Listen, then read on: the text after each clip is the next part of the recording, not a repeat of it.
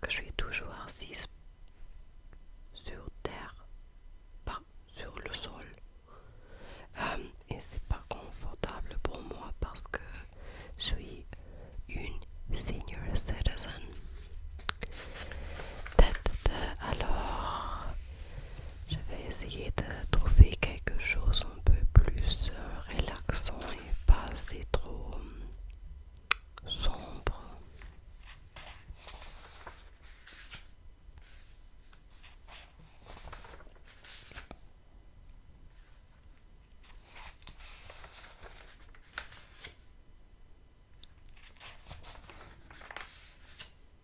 Je crois que j'ai choisi la mauvaise magazine. Ouf. Qu'est-ce que l'inconscient? J'ai aucune idée. L'inconscient est-il ce que nous avons de plus profond et de plus personnel? Ou bien est-ce qu'une construction collective qui se déploie à l'échelle de l'espèce humaine? Cette ambivalence présente dès la naissance du concept traverse les œuvres de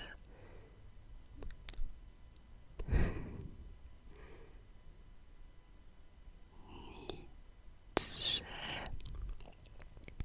Freud ou encore Jung. Quand est apparu le concept d'inconscient, il est antérieur à Freud. Dans la philosophie moderne, c'est avec l'éthique de Spinoza que cette dimension de la vie psychique est pour la première fois décrite en termes rigoureux. Cependant, il y a chez Spinoza comme une hésitation. L'inconscient, est-ce que la réserve des appétits qui nous meuvent à notre insu, un paquet de pulsions que nous avons du mal à avouer, y compris à nous-mêmes, ou est-ce qu'au contraire quelque chose d'impersonnel, comme la somme des déterminismes biologiques et culturels dont nous avons hérité? Au début du livre 3 de l'éthique, Spinoza a cette remarque qui plaide pour la première conception personnelle intime de l'inconscient. Le désir, écrit-il, est l'appétit avec la conscience de lui-même. Cela signifie que nous avons des désirs et des inclinations inconscientes contenues dans notre corps. Plus loin, au début du livre 5, le philosophe indique une autre direction. En tant que l'esprit comprend toute chose comme nécessaire, il a par là une plus grande puissance sur les affects. Autrement dit, il bâtit moins d'eux. C'est pas tout le texte, mais j'ai envie de tourner des pages.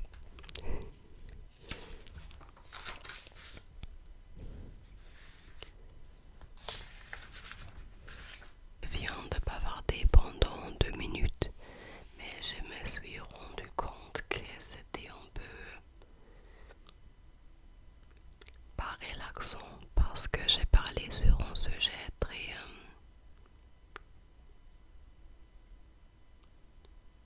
triggering. Alors,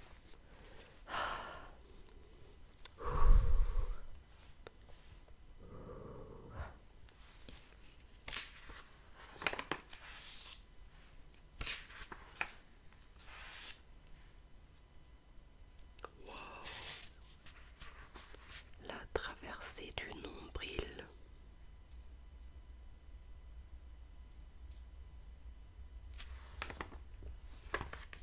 Le nombril, c'est la chose dont le ventre non.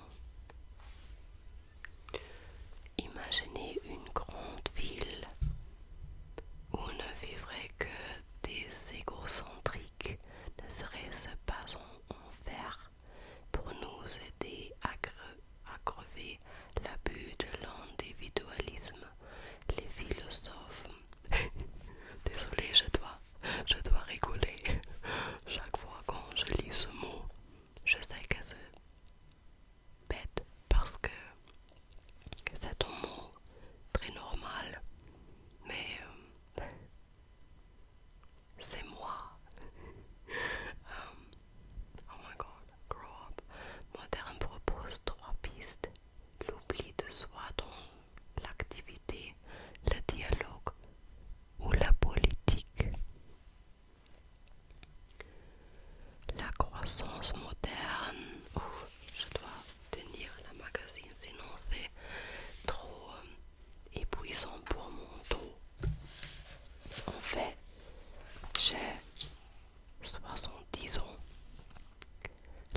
sens moderne de la perte au monde, le retrait de tout ce qui est entre nous peut aussi être décrit comme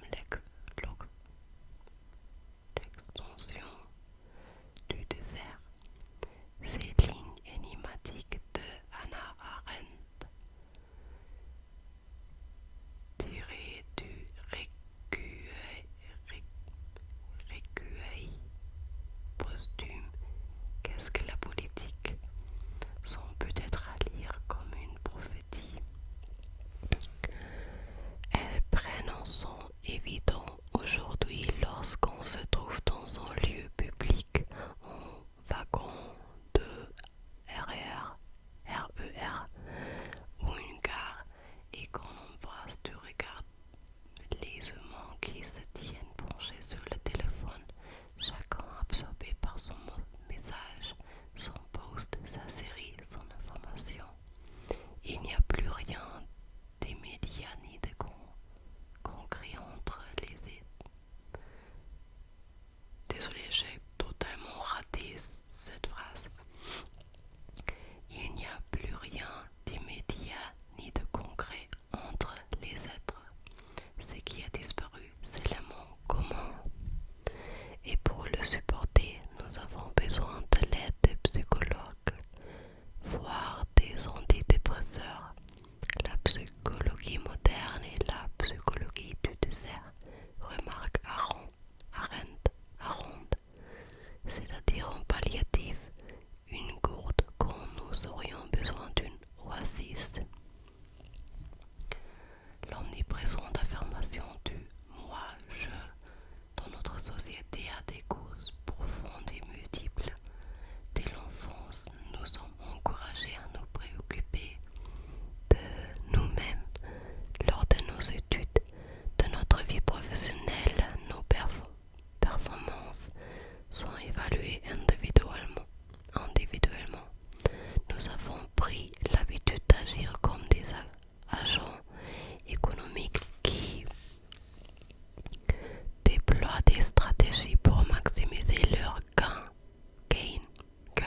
Est-ce que c'est un mot français aussi? Les technologies connectées ont renforcé ce conditionnement. D'accord.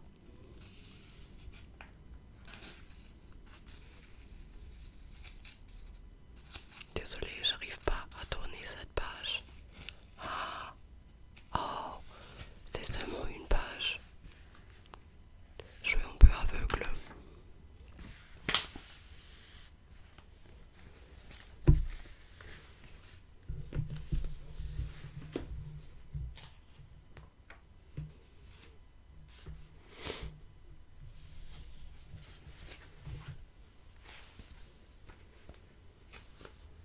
Voilà un petit peu des bons dessinés. C'était un sujet dans l'école, à l'école, dans ma classe de français il y a environ 13 ans. C'était très, très important pour nous d'apprendre des choses sur les BD. Alors, il y a 4 personnes à la table et je vais lire ce qu'ils disent. Oh. Ah, d'accord. Désolé, mais mes yeux sont trop mauvais, alors j'ai pu pas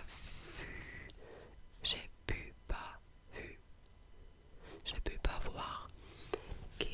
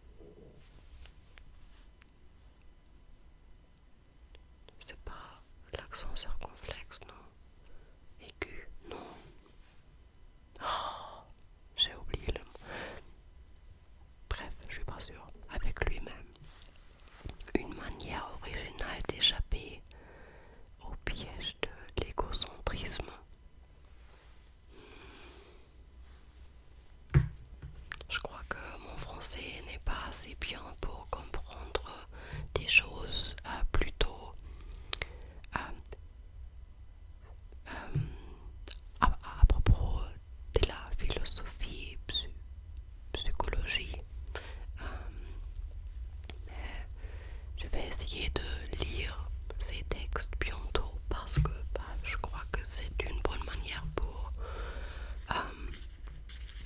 apprendre des mots.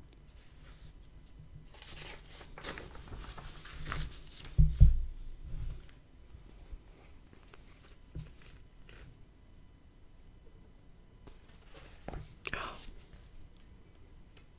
Wow.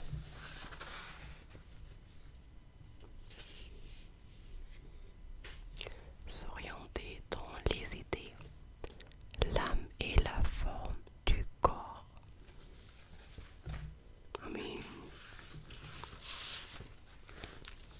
Saisir l'animal dans la pierre.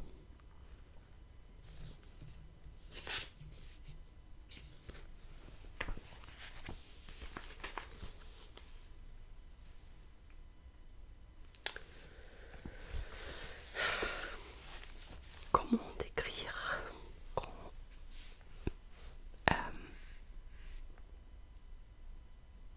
je manque les mots? Non, les mots me manquent. Bro, désolé, je suis trop fatiguée. J'ai pensé que ça sera facile de juste lire, mais franchement, je crois que bavarder sur des sujets aléatoires est plus facile pour moi. Parce que je peux choisir les sujets et bref, j'ai jamais appris les mots en concernant cave paintings from the Stone Age, l'âge de pierre. Oui. Bref, je vais finir la vidéo par tourner les pages parce que les personnes font pareil dans les vidéos de W Magazine ou Magazine W.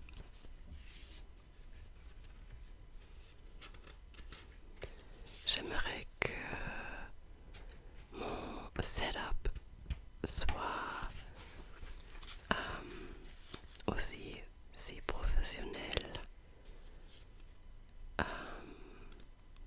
avec une table. Mais whatever.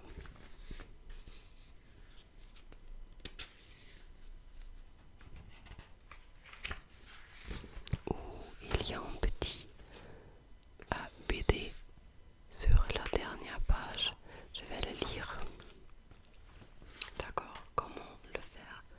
Parce que je veux que vous puissiez le voir aussi.